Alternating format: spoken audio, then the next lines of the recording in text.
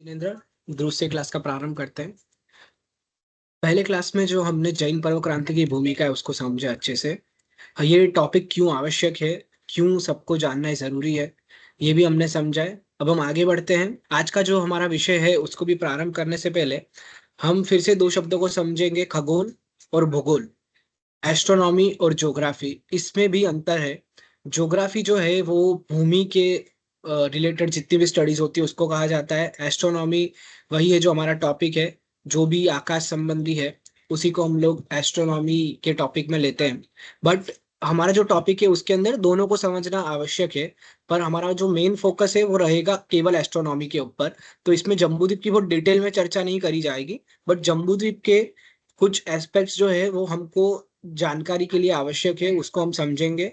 अगर आपके कोई प्रश्न होते हैं तो आप हमको हमारे ग्रुप में एवं हमको पर्सनली भी पूछ सकते हैं, यहाँ पे कमेंट में भी लिख सकते हैं।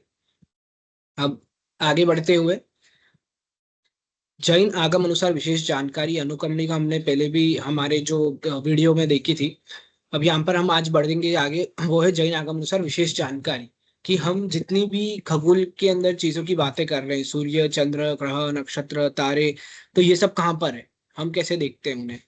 तो उसका जो रोल प्ले करता है वो करता है पूरा खगोल और भूगोल दोनों का समन्वय। अब इसको समझने के लिए आगे मैं आपको ये दिखा रहा हूँ, जो ये आपके स्क्रीन पर दिख रहा है। अब इसके अंदर स्टार्टिंग में शायद समझने में ऐसा लग रहा है कि ये क्या है, इसमें काफी ज्यादा इंफॉर्मेशन ओवरलोडेड है। बट इसको हम केवल आराम से धीरे धीरे समझेंगे। अब इसको करने से पहले पहले हम ये देखते हैं। यहाँ पर यदि आप देखेंगे तो ये है जम्बूद्वीप। ठीक है। अब ये जम्बूद्वीप है। ये जम्बूद्वीप को भगवान बताते हैं 1 लाख योजन का है। इसके बाद लवण समुद्र है, इतना बड़ा लवण समुद्र है 2 लाख योजन का। अब जम्बूद्वीप और लवण समुद्र है, यहाँ तक समझ आता है हमें। जम्बूद्वीप के मध्य में, सेंटर में है मेरू पर्वत। मेरू पर्वत की जो विड्थ है जमीन पर वो है 10,000 योजन। अब मेरू पर्वत के जो ये एंड्स है, मतलब ये मेरू पर्वत जहां पर खत्म होता है, वहां से 45,000 योजन इधर और 45,000 योजन इधर। ये क्या है, तो ये है हमारा जम्बो द्वीप। ठीक है। तो 45,000 तो हो गया 90,000, और प्लस हमारे पास है मेरू के 10,000, तो होगा 1 लाख योजन का जम्बो द्वीप। अब 1 लाख योजन के जम्बो द्वीप में क्या क्या है, तो ये सब है जो हमको दिखते हैं, सूर्य, चंद्र, ग्रह, नक्षत्र, तारे आदि आदि। बट ये क्या है, टॉप व्यू है। मतलब यदि ऊपर से कोई जम्बो द्वीप को देखे तो वो किस प्रकार नजर आएगा, तो इस प्रकार नजर आएगा। अब ये भूमिका बनने के बाद हम यहाँ पर आते हैं। तो जो हमने 1 लाख योजन देखा वो यहाँ पर ये और ये। अब ये 1 लाख योजन के अंदर जो 10,000 योजन मेरू है वो ये है, जो यहाँ से मेरू की एंडिंग से। ये एक साइड व्यू है। किसी ने इंजीनियरिंग किया होगा तो उसको तुरंत समझ आएगा कि साइड व्यू क्या है, टॉप व्यू क्या है। अब इसको अगर दूसरी दृष्टि से देखें तो यदि हम लैपटॉप के सामने हैं तो हमारे टॉप व्यू में क्या दिखेगा, हमारे टॉप व्यू में हमको केवल कीबोर्ड दिखेगा। बट साइड व्यू में क्या दिखेगा, साइड व्यू में हमको दोनों चीजें दिखेगी। मतलब लैंड जो हमारा कीबोर्ड वाला हिस्सा है वो तो केवल एक स्ट्रेट लाइन दिखेगी, बट हमको पूरा स्क्रीन का भी उसमें वो लाइन दिखेगा। तो ये साइड व्यू और टॉप व्यू है। तो ये अभी साइड व्यू में हमको पृथ्वी की तो केवल एक लाइन दिख रही है, जैसे यहाँ पर पृथ्वी की लाइन नहीं दिख रही थी। यहाँ पर ऊपर का जो ये हमारा है ग्रह आदि, वो सब हमको एक सर्कल की तरह एक डॉट दिख रहे हैं। बट इसका हमको ज्यादा डायमेंशन मिल रहा है, बट यहाँ पर हमको इसकी डिटेल्स ज्यादा मिलेगी क्योंकि ये हमारा मेन सब्जेक्ट का टॉपिक है। तो ये 1 लाख योजन पे से 10,000 मेरू हो गया। अब ज्योतिष का परिवार किस तरह से जम्बूद्वीप में सेट है उसको समझेंगे। तो मेरू पर्वत से 1121 योजन छोड़कर 1121 योजन छोड़कर तारों का प्रारंभ हो जाता है। अब तारे समतल भूमि, जो हम कह रहे हैं समतल भूमि सम पृथ्वी, वो समतल भूमि है जम्बूद्वीप। जम्बूद्वीप यहाँ तक है, इसके बाद है लवण समुद्र है। यहाँ पर आप जो देख रहे हैं वो पूरा लवण समुद्र है। तो समतल भूमि से 790 योजन अगर हम ऊपर जाएंगे यहाँ तक, तो तारों का प्रारंभ हो जाता है। इसके पश्चात यहाँ पर सूर्य कहाँ पे है, तो समतल भूमि से 800 योजन ऊपर जाने पर सूर्य के मंडल है। इसके बाद चंद्र के मंडल है 880 योजन पर। अब जितने ग्रह है वो नक्षत्र के बाद आएंगे, तो नक्षत्र जो है वो है 884 तक, और बाकी जितने ग्रह है वो यहाँ पर आपको नक्षत्र के ऊपर देखने मिलेंगे। इसमें चंद्र और सूर्य पर स्टार है, मतलब चंद्र और सूर्य जो है वो, उसकी जो ये समतल भूमि से हाइट दी गई है, ये दी गई है श्री जम्बूद्वीप प्रज्ञप्ति में। बाकी किसी भी ग्रह की हाइट मूल आगम के अंदर नहीं मिलकर ग्रंथों से हमको मिलती मिलती है, उपलब्ध होती है। तो ये एक इम्पॉर्टेंट चीज है जो हमें समझनी है। और ये इम्पोर्टेंट इसीलिए भी है क्योंकि जो आज के वैज्ञानिक उपकरणों से जब हम प्रत्यक्ष में देखते हैं तो काफी बार कुछ चेंजेस नजर आते हैं। तो इसमें ये भी होता है कई बार कि यह ग्रह की मैक्सिमम सीमा लगती है, मतलब ये ग्रह यहाँ से अधिकतम सीमा पर यहाँ तक हो सकता है, ऐसी संभावना हो सकती है। परंतु ये जो है ये मूल आगम में देने के कारण ये यहीं पर रहे, इसी हाइट तक रहे, ये संभावना अधिक लगती है। अब यहाँ पे जो तारे हैं, तारे, नक्षत्र और ग्रह, ठीक है, ये अपना जन्मद्वीप है। तो ये क्या करेंगे, तो ये अपने स्थान पर रहकर मेरु की प्रदक्षिणा करेंगे। ठीक है, जैसे कि हम यहाँ पर आएंगे और इसको थोड़ा सा अच्छे से समझेंगे।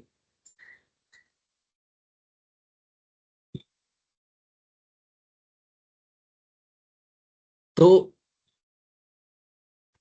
यहाँ पर ये तारा है, तो ये तारा क्या करेगा, ये तारा इस प्रकार मेरु की प्रदक्षिणा करते रहेंगे। अब तारे यहाँ से लेके यहाँ तक है और आगे भी हो सकते हैं, तो ये तारे तारे इस प्रकार प्रदक्षिणा करेंगे। अब सूर्य भी और आदि दूसरे ग्रह भी ये इसी प्रकार प्रदक्षिणा करते हैं सभी। ये क्लियर है। तो समतल जम्बू द्वीप है, जम्बू द्वीप के अंदर 1121 योजन छोड़ने के बाद तारों का प्रारंभ होता है। तारे यहाँ से 790 योजन है। 800 से लेके 900 योजन में सूर्य, चंद्र, नक्षत्र, ग्रह आदि सब कुछ कवर हो जाते हैं।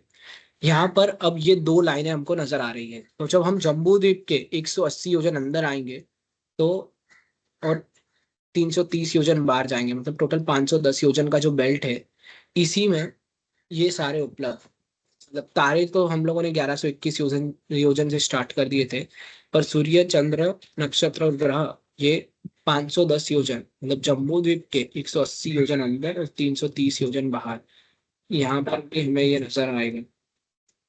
ये जो डॉटेड लाइंस हमको दिख रही है, ये डॉटेड लाइन 180 योजन अंदर, 330 योजन बाहर, ये जो है ये 510 योजन के बेल्ट में ग्रह, नक्षत्र, सूर्य और चंद्र ये इसी में रहते हैं। ठीक है, तो ये इम्पोर्टेंट है, इसको भी समझना। अब आगे बढ़ते हुए, तो परिवार, अब यहाँ पर हमने देखे कि दो परिवार थे, एक लेफ्ट में है एक राइट में। तो लेफ्ट और राइट में क्यों बताया गया है, क्योंकि जो जम्बूद्वीप है उसकी एक तरफ तो है भरत और दूसरी तरफ है एरवत। यहाँ पर जब हम इसको दो भागों में विभाजित करेंगे तो यहाँ पर है एरवत, यहाँ पर है भरत और यहाँ पर है महाविदय। तो यहाँ पे एक ज्योतिष परिवार है, ये वाला पूरा, और यहाँ पर दूसरा ज्योतिष परिवार है पूरा। तो ये दो परिवार अलग अलग हो गए, वन और ये टू। अब एक ज्योतिष परिवार में क्या क्या होता है, तो एक चंद्र, एक सूर्य, उनके साथ होंगे 28 नक्षत्र, उसके साथ होंगे 88 ग्रह, और जो जिसको हम प्लैनेट्स बोलते हैं आजकल, और 66,975 कोड़ा कोड़ी तारे, इसका जो समूह है उसको एक परिवार बोलते हैं। अब जम्बूद्वीप में ऐसे कितने परिवार है, तो दो परिवार है। यहाँ पर इंपॉर्टेंट ये भी है कि जो भी ग्रह, नक्षत्र या तारे हम जो भी लेंगे, अब ये परिवार किस तरह से है, तो एग्जैक्टली ऑपोजिट डायरेक्शन में दूसरा होगा। मतलब सूर्य अगर यहाँ पर है, हम भारत में इधर है, सूर्य यदि यहाँ पे है तो इसके एग्जैक्ट 180 डिग्री पर दूसरा सूर्य। अगर हम कोई तारा ले, तो तारा अगर यहाँ पे है तो उसके एग्जैक्ट 180 डिग्री पर दूसरा तारा, कोई नक्षत्र ले तो उसके एग्जैक्ट 180 डिग्री पर दूसरा नक्षत्र। और ये सतत मेरु की प्रदक्षिणा करते रहते हैं। यहाँ पर अब दूसरी इंपॉर्टेंट जानकारी जो हमारे पास है वो ये भी है कि अब ये परिक्रमा किस प्रकार करते हैं। मतलब हमने ये तो समझ लिया कि परिक्रमा कर रहे हैं, अब परिक्रमा किस प्रकार कर रहे हैं। तो परिक्रमा इस प्रकार हो रही है कि जो सूर्य और चंद्र की बात हम बाद में करेंगे, बट बाकी सब जो है वो केवल अपने निश्चित स्थान पर रहकर, मतलब ये उनका निश्चित स्थान है, वो निश्चित स्थान पर रहकर उसकी परिक्रमा करते रहते हैं। अब सूर्य चंद्र में क्या विशेष होता है, सूर्य चंद्र में क्या अलग है। तो सूर्य चंद्र चंद्र के अंदर हम लोग मंडल की बात करते हैं। अब वो मंडल कैसे समझना, तो ये जम्बू द्वीप में यदि हम सबसे पहले एक उदाहरण ले कि सूर्य, तो ये मेरा हो गया सूर्य। अब सूर्य जब यहाँ पर है सबसे अंदर वाले मंडल पर, ठीक है, तब हम इसको बोलते हैं सर्व आभ्यंतर मंडल। ठीक है, सर्व आभ्यंतर यानी सबसे अंदर का मंडल। अब सूर्य जब यहाँ पर होगा तब क्या होगा, तब होगी लगभग जून 21 या 22, जब हमारा सबसे बड़ा दिन होता है। इनफैक्ट गर्मी भी होती है, इसीलिए सूर्य सबसे अंदर है। और ये कितना अंदर है तो हमको पता है, 180 योजन अंदर। ठीक है, अब सूर्य क्या करेगा, तो सूर्य यहाँ से धीरे धीरे बाहर की ओर जाएगा। ठीक है, इधर आए, ये एक दिन सूर्य का हुआ। अब इसी प्रकार वो बढ़ते बढ़ते कहाँ जाएगा, दूसरे दिन बाहर। ठीक है, इस प्रकार करते करते करते यहाँ पर सबसे बाहर आएगा। अब टोटल यहाँ पर मंडल कितने हैं सूर्य के, तो 184 मंडल। एक दिन में एक मंडल चलता है। ये सारी जानकारी आपको श्री जम्बूद्वीप प्रक्षेपी के 7वें अक्षरस्कार में उपलब्ध है। इसको कोई भी इसका हिंदी विवेचन भी पढ़ सकता है। यहाँ पे 180 और 330 योजन, 510 योजन के बेल्ट में, 510 योजन के बेल्ट में 184 मंडल सूर्य के हैं। अब 184 मंडल सूर्य के होने के बाद हमने क्या देखा कि सबसे अंदर के मंडल से सूर्य कहाँ गया, सबसे बाहर के मंडल पर। इसको हम बोलते हैं सूर्य का दक्षिणायन। मतलब जब दिसंबर 21-22 होगी तब सूर्य का सबसे छोटा दिन होगा यहाँ पर। तो ये जो पॉइंट है ये हुआ सर्व बाह्य मंडल पर, सबसे बाहर के मंडल पर। अब यहाँ से सूर्य फिर से अंदर की तरफ चलना प्रारंभ करता है। मतलब जिस मंडल से वो बाहर आ रहा था उसी मंडल से चलते चलते चलते क्या करता है, वो अंदर की ओर आ जाता है। अब जब सूर्य सबसे बाहर के मंडल से अंदर की ओर जाने लगता है उसको हम बोलते हैं उत्तरायण। ये यहाँ पर हम देखेंगे, तो सबसे बाहर के मंडल से अंदर की ओर आता है वो है उत्तरायण, और सबसे अंदर के मंडल से धीरे धीरे बाहर की ओर आता है वो दक्षिणायन। ठीक है, तो ये सूर्य के मंडल की बात होगी। अब सूर्य के दिन किस प्रकार बनते हैं, तो सूर्य के दिन आगम में जो है 366 है, इसकी चर्चा हम फिर से आगे डिटेल में करेंगे। बट यहाँ पर मंडल की जब हम चर्चा कर रहे हैं तो इसकी एक एडिशनल इंफॉर्मेशन ये है कि जैसे 184 मंडल हमने बोले, उसमें से सबसे अंदर के मंडल एवं सबसे बाहर के मंडल पर सूर्य केवल एक बार चलता है। क्योंकि सबसे अंदर के मंडल पर चला, फिर वो क्या करेंगे, वो दूसरे मंडल पे धीरे धीरे ट्रांजिट होके दूसरे मंडल पे जाएंगे, फिर तीसरे पे जाएंगे। इस करके इस प्रकार वो सबसे बाहर के मंडल पे आएंगे। जैसे ही सबसे बाहर के पॉइंट को टच किया वो धीरे धीरे अंदर की ओर आने लगेंगे। तो सबसे अंदर और सबसे बाहर के मंडल पर वो एक एक बार चलते हैं। एवं जो अंदर के मंडल कितने बचे, 182, तो इंटू टू यानी 364 +1 +1 जो बाहर का और सबसे अंदर का मंडल है, टोटल 366 डेज का एक सूर्य वर्ष होता है। क्योंकि हर एक मंडल पे वो एक एक दो बार चल रहा है, और सबसे बाहर और सबसे अंदर के मंडल पर वो एक एक बार चल रहे हैं। तो ये सूर्य के मंडल के बारे में हुआ। अब इसको हम प्रत्यक्ष में कैसे देखना है वो भी देखेंगे। उससे पहले चंद्र के मंडल। अब चंद्र के मंडल में क्या है, तो चंद्र के मंडल यहाँ से लेके यहाँ तक जो हमारा बेल्ट है 510 योजन का, इसमें चंद्र के मंडल है केवल 15। तो चंद्र के मंडल केवल 15 है। और सूर्य के हमने जो देखे थे वो 184। अब इंपॉर्टेंट यहाँ पर क्या होगा कि इसको प्रत्यक्ष में कैसे देखना है। अब चंद्र के मंडल में क्या होगा कि ये जैसे हम एक सीमा मान ले 510 योजन की, तो सूर्य के मंडल में ये होगा कि सूर्य उदय आज यदि हुआ, यहाँ पर जून 21 का दिन गिन ले, तो अगला सूर्य इसके एकदम पास होगा, इसके एकदम पास होगा। तो ये मतलब कितने हो जाएंगे, 182 जितने हमारे पॉइंट्स हो गए हैं इसके बीच में। अब यही जब हम चंद्र लेते हैं तो चंद्र तो, ये जो मैंने पॉइंट्स बताए वो क्या थे, सनराइज के पॉइंट्स थे, सनराइज के पॉइंट्स थे, ठीक है। अब इसमें मैं डायरेक्शन भी लिख देता हूँ। ये हो गया आपका साउथ ईस्ट, ऑलमोस्ट मतलब ये इक्वेटर है सेंटर में जो है, यहाँ से 23 डिग्री 26 मिनट इस साइड और 23 डिग्री 26 मिनट इस साइड, और ये नॉर्थ ईस्ट के आसपास की जगह होगी। तो सनराइज जो है हमको ये सिखा गए थे, सनराइज इन ईस्ट, बट ऐसा नहीं है। सन नॉर्थ ईस्ट मतलब इक्वेटर से लेफ्ट साइड जब जाता है तो वो ऑलमोस्ट 23 डिग्री और 23 डिग्री 26 मिनट, और राइट साइड जब जाता है तभी भी 23 अंश 26 कला जितना जाता है। यही है ट्रॉपिक ऑफ कैंसर और ट्रॉपिक ऑफ कैप्रिकॉन। केवल वो चर्चा केवल हम बाद में करेंगे, बट अभी के लिए नॉर्थ ईस्ट और साउथ ईस्ट। तो नॉर्थ ईस्ट में जो हमने देखा, ये सारे जितने पॉइंट्स थे ब्लू कलर के, वो थे हमारे सनराइज के पॉइंट। और चंद्र में क्या होगा, तो चंद्र के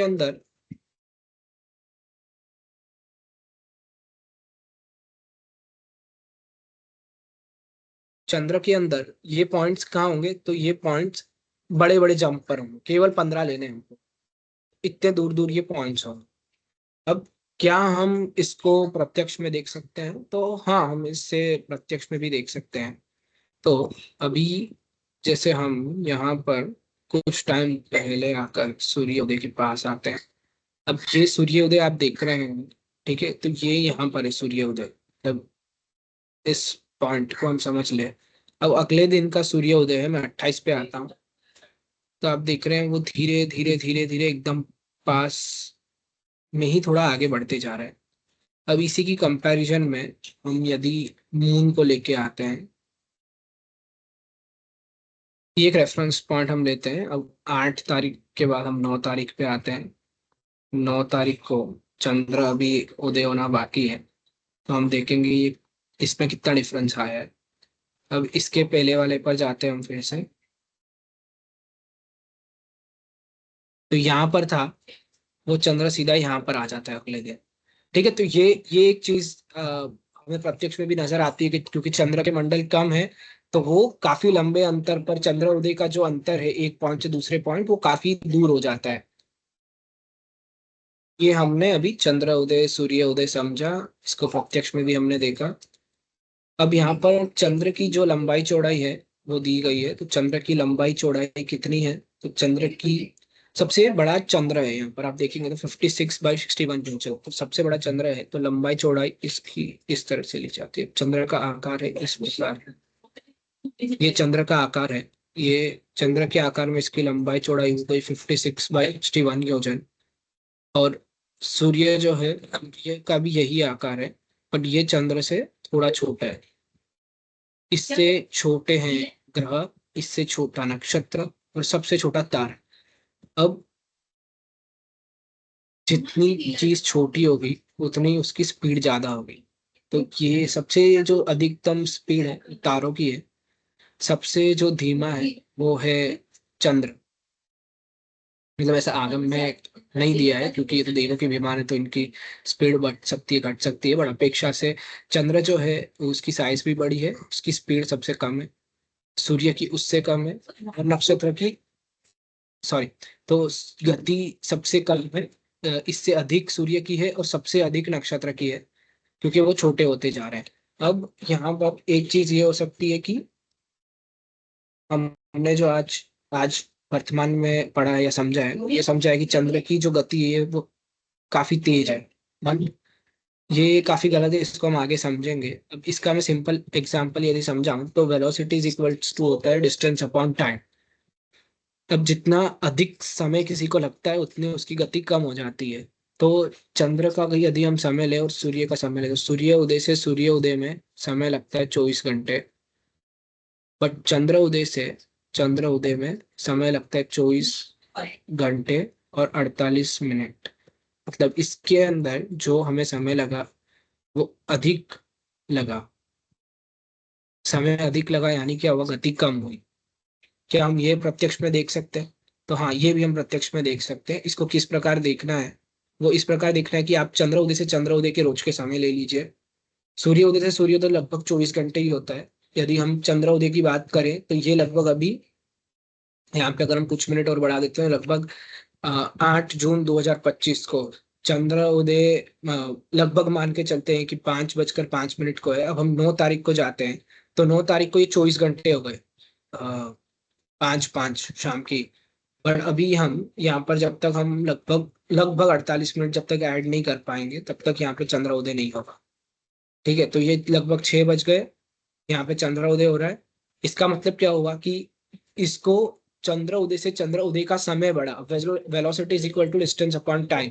टाइम अधिक यदि लग रहा है यानी क्या हुआ, गति कम हो गई, इनवर्सली प्रोपोर्शनल हो गया, तो गति कम हो गई। तो यही बात आगम में दी है कि चंद्र उदय से यही बात आगम में दी है कि चंद्र सबसे धीमा चलता है, उसके मुकाबले सूर्य कुछ अधिक स्पीड में चलते हैं, उसके मुकाबले नक्षत्र कुछ और अधिक स्पीड में चलते हैं। तो ये कॉन्सेप्चुअली जो चीजें हैं हमारी, वो हमको प्रत्यक्ष आकाश से ऑब्जर्व करनी है, और इसी से हमारी जो श्रद्धा है आगम के प्रति और जो हमारी क्लैरिटी है इस टॉपिक को लेकर, वो भी हमको और क्लियर होगा इस टॉपिक के लिए।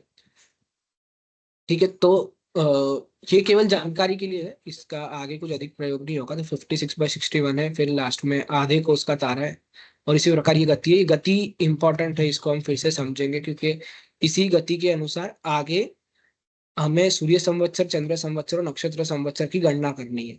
तो इस कॉन्सेप्ट को अच्छी तरह से बिठा लें कि चंद्र की स्पीड सबसे कम है, उसके बाद सूर्य की है, और उसके बाद नक्षत्र की उससे कुछ अधिक है। तो ये कॉन्सेप्ट को बिठा लेंगे और फिर बाद में हम धीरे धीरे आगे समझेंगे कि चंद्र का संवत्सर कैसे निकालना है, सूर्य का संवत्सर कैसे निकालना है, नक्षत्र का संवत्सर कैसे निकालना है, सब। तो इसी के साथ आज का जो हमारा लेक्चर है उसको समाप्त करते हैं। यदि आपके कोई प्रश्न हो तो आप इसमें आगे भी लिख सकते हैं और हमें भी संपर्क कर सकते हैं। जय जिनेंद्र।